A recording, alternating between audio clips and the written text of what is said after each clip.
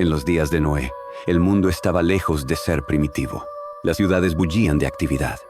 Herreros como Tubal-Caín forjaban hierro y bronce, artesanos trabajaban con fuego y carbón, y la música ya era una profesión reconocida gracias a Jubal, que afinaba arpas y flautas para las celebraciones nocturnas.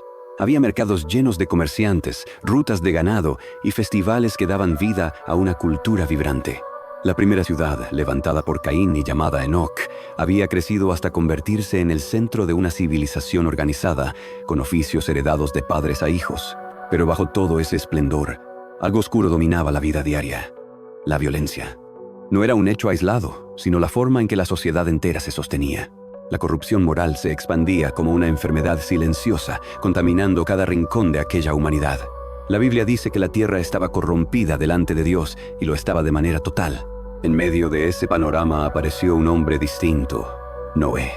Mientras los demás trabajaban, hacían planes y soñaban con un futuro que nunca llegaría, él recibió instrucciones precisas de Dios. Debía construir un arca, algo nunca visto, para sobrevivir a una lluvia que duraría 40 días y transformaría el mundo para siempre. Cuando el diluvio llegó, civilizaciones enteras desaparecieron en cuestión de semanas. Todo aquello que parecía sólido se deshizo bajo las aguas, y de esa humanidad sofisticada y violenta solo quedaron 8 sobrevivientes. Y aún resuena la pregunta: ¿quiénes eran realmente aquellos gigantes que la Biblia menciona entre los habitantes de esa era perdida? Lo que ocurrió con aquellos seres puede ayudarnos a entender por qué Dios decidió borrar y reiniciar la historia de la humanidad.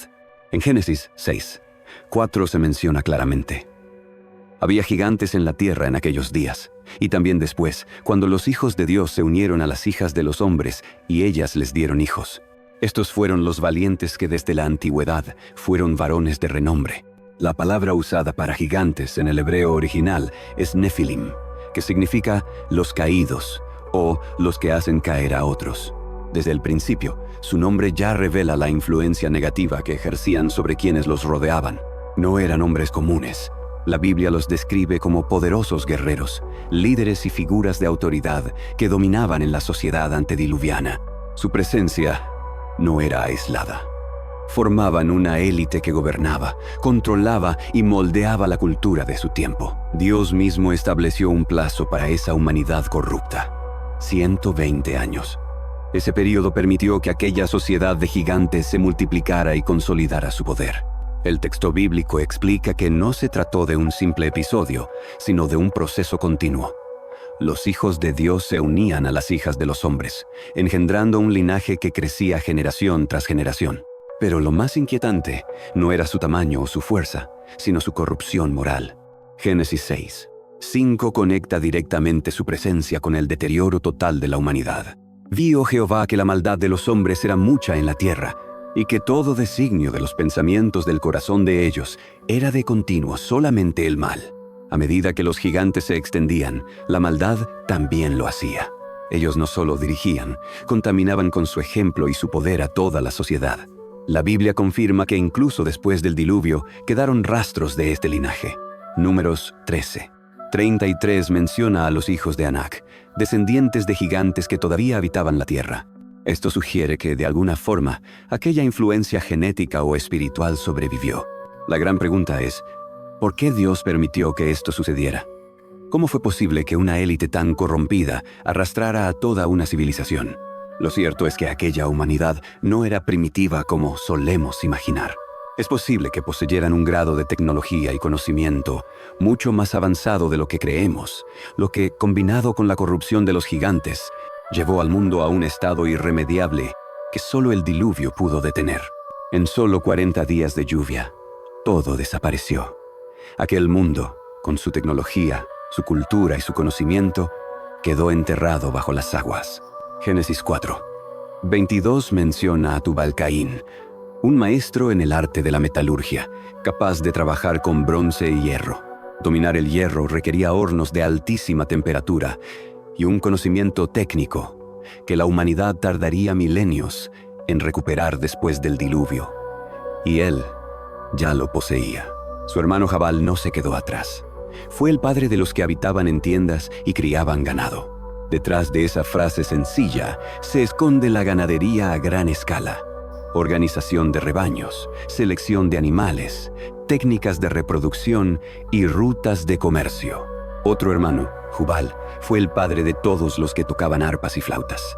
Aquellos instrumentos no eran juguetes primitivos, sino piezas refinadas que requerían matemáticas, acústica y un nivel de artesanía impresionante. La sociedad antediluviana no solo sobrevivía, florecía en conocimiento y cultura. Y en medio de esa humanidad, Dios le ordenó a Noé construir un arca de dimensiones colosales, 300 codos de largo, 50 de ancho y 30 de alto. Una obra de ingeniería naval que incluso hoy resultaría un desafío.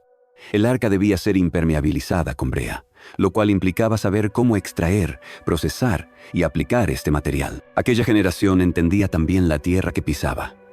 Génesis 7:11 menciona que se rompieron las fuentes del gran abismo, lo que sugiere que ya tenían nociones sobre sistemas de agua subterránea y geología. No era un pueblo ignorante. De hecho, la Biblia habla de Enoc, séptimo desde Adán, que caminó con Dios y fue trasladado sin ver muerte. Judas 14 lo llama profeta, lo que revela que existían registros genealógicos y un sistema de preservación del conocimiento. Todos esos siglos, quizá milenios de avances humanos, fue barrido en apenas poco más de un mes. Entonces surge la gran pregunta: ¿cómo pudo una sociedad tan avanzada corromperse al punto de que Dios decidiera destruirla por completo?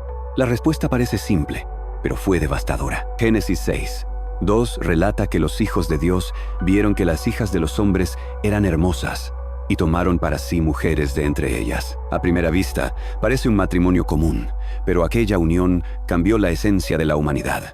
Alteró no solo la descendencia física, sino el ADN moral de toda una generación. Fue esa corrupción interna, nacida de decisiones aparentemente normales, la que llevó a Dios a empezar de nuevo. Antes del diluvio, algo extraño sucedió en la humanidad.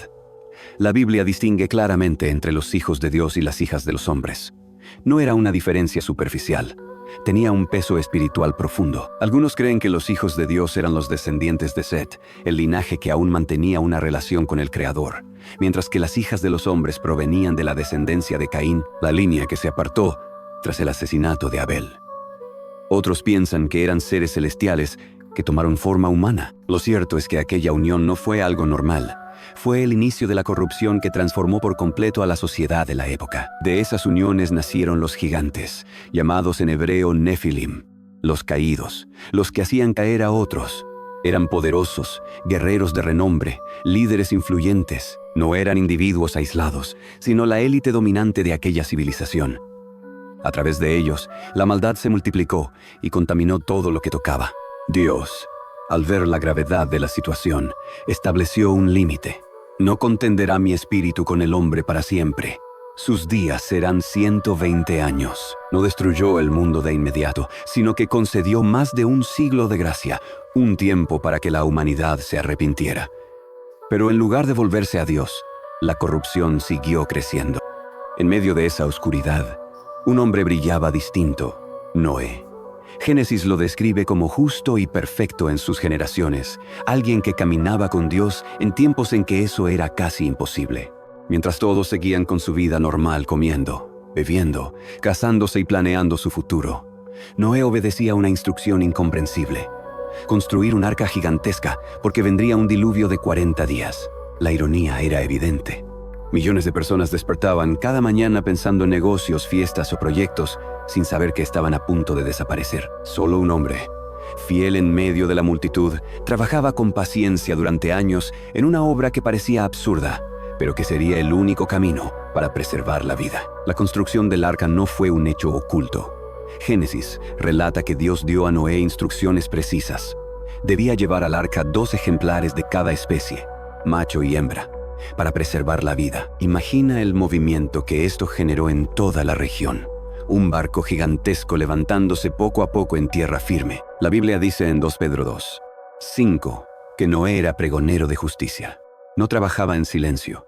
Hablaba, advertía, insistía en que un juicio venía. Durante décadas proclamó el mensaje, pero nadie lo tomó en serio. La gente seguía con su vida normal, tal como Jesús lo describió siglos después. Comían, bebían, se casaban, hasta el día en que Noé entró en el arca, y no entendieron hasta que vino el diluvio. Aún así, Dios dio un aviso final. 7 días. Una semana exacta antes de que comenzara la lluvia. Un último plazo de gracia.